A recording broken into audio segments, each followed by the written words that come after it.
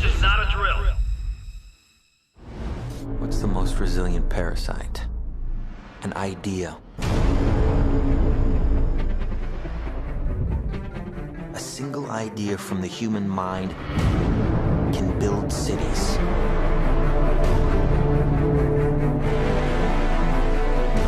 An idea can transform the world and rewrite all the rules.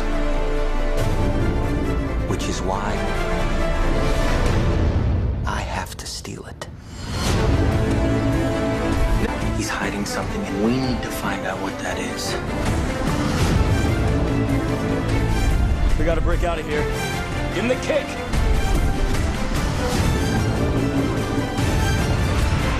This was not a part of the plan! Wake me up! Wake me up!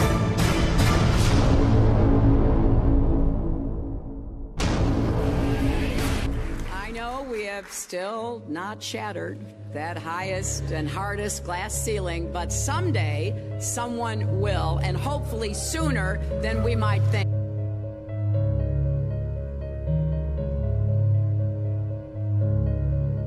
As the galaxies go whizzing by over the glass domed ceiling. Now tell me that doesn't work for you. If it's true, does it change how I live my life? This is something that is not an easy answer because of the magnitude of what we're talking about here. How it will change your life, first of all, when you understand it, is dramatic, to say the least. Will it change you from having to go to your job every day and the things that you typically do every day? No. But when this knowledge becomes more mainstream and these agencies are starting to be held accountable, and you understand that they're all participating in this, not just the United States government, not just NASA, but China, Russia, India, all of them have space programs. They all have the same symbolism. They're all doing the exact same thing to their citizenry. And the first thing you have to understand about this is that the deception goes all the way to the top. And when I say all the way to the top, you have to kind of get rid of the notion that the people at the very highest levels are working together.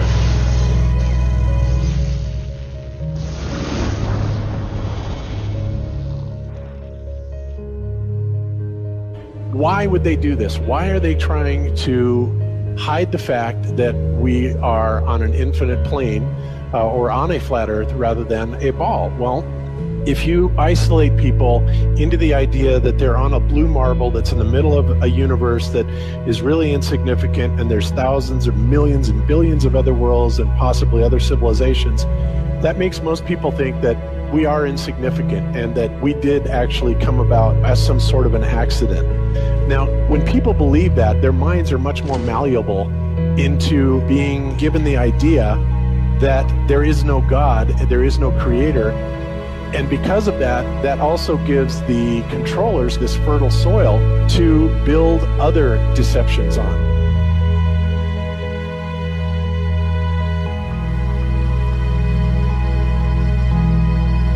Why do you think that Truman has never come close to discovering the true nature of his world until now? We accept the reality of the world with which we're presented. It's as simple as that.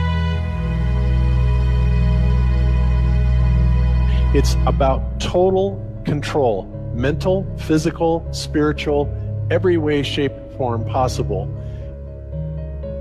You have to remember how big of a conspiracy this is. This isn't talking about just the JFK thing or isn't talking about just 9/11.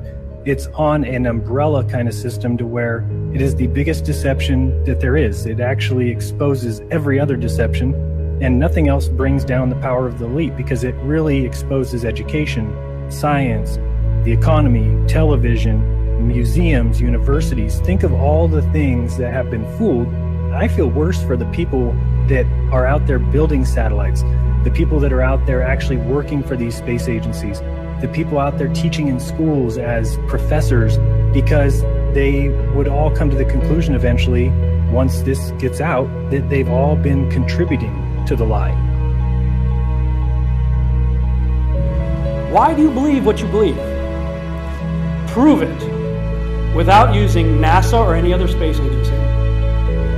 the government or military of any country in the world. Why would I say that? NASA has been proven to be liars time and time again. I could spend a whole weekend here showing you the lies of NASA.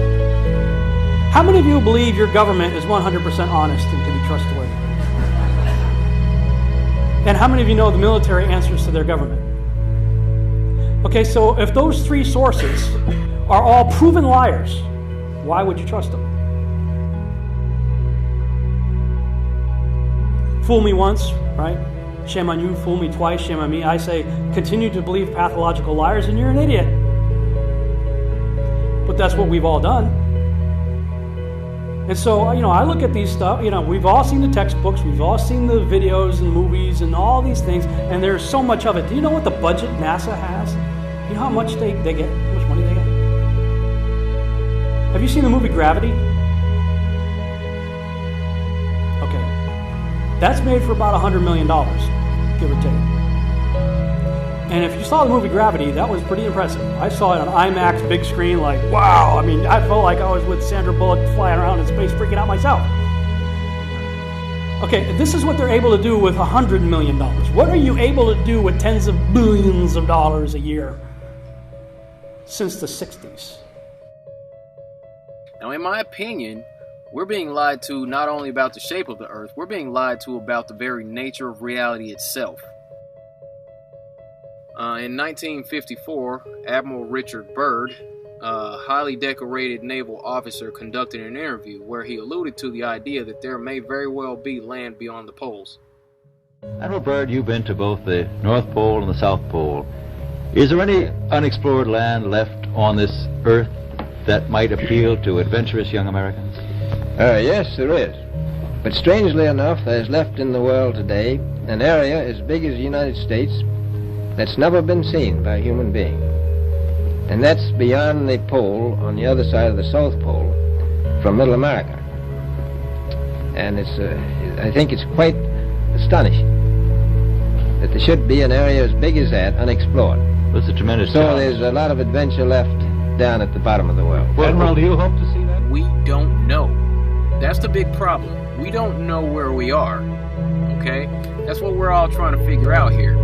But there is the Antarctic Treaty where, 53 or so nations have signed saying that no one's going to lay claim to Antarctica and that there are massive restrictions for travel there. You can't just get up and go to Antarctica on your own. You have to have a tour guide with you, and there are only certain entry points, and there are limits on where you can go search. Personally, I think the unconquered South face is the only one worth scaling. It's a 20,000-foot sheer wall of ice, but that's never stopped me before.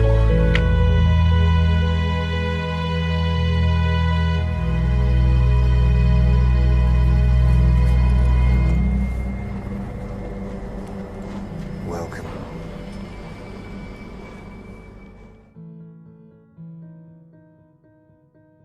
No, I just want to stand on top of the wall and piss off the edge of the world.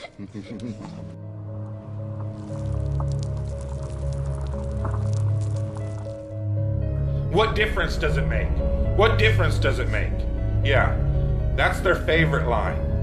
Got a lot of people, what difference does it make? You can't figure out what difference it makes? If you can't figure out what difference it makes that the people running your world are lying to you over and over your whole life, if you can't figure out that someone lying to you is trying to control you, suppressing of information, of knowledge is control. Deception of information and knowledge is a form of control. So what difference does it make? It makes a big difference, because once they start omitting information or lying about information about where you live, they're doing it to control you, period. Why am I having to explain this to critical thinkers in the truth movement?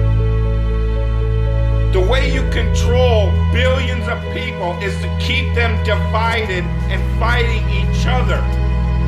Flat Earth is not a psyop. Flat Earth destroys the psyop. Every psyop that's been used to control us. For as long as they've known about it. So this system has been in power and control for hundreds of years, ever since they convinced the rest of the world that they didn't know where they live.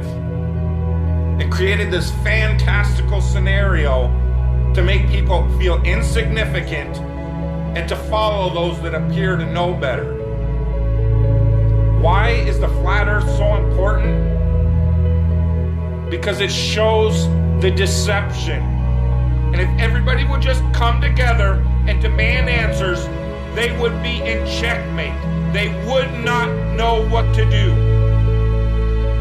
Train up a child in the way that he should go, and when he is old, he will not depart from it. I believe that's why we have so many who are indoctrinated to still believe and fight so hard for the heliocentric model. The reason being is because we've been taught the globe model since before we had the ability to think for ourselves. Think about that. Before you could think for yourself, before you could form rational thought, you've been taught that you live on a spinning ball, although your five senses tell you something totally different. Our senses tell us that the earth is flat and stationary, that the sun and moon and the stars rotate above us just as we see, that they make their annual cycles in such a way that we can calculate days, months, and years of the passage of time, just like in Scripture. The earth in itself works like a well-designed timepiece, and we all know that any timepiece that we can think of has a designer. What if the lie is to hide the existence of that designer? What if they're lying to us about this because they're hiding God?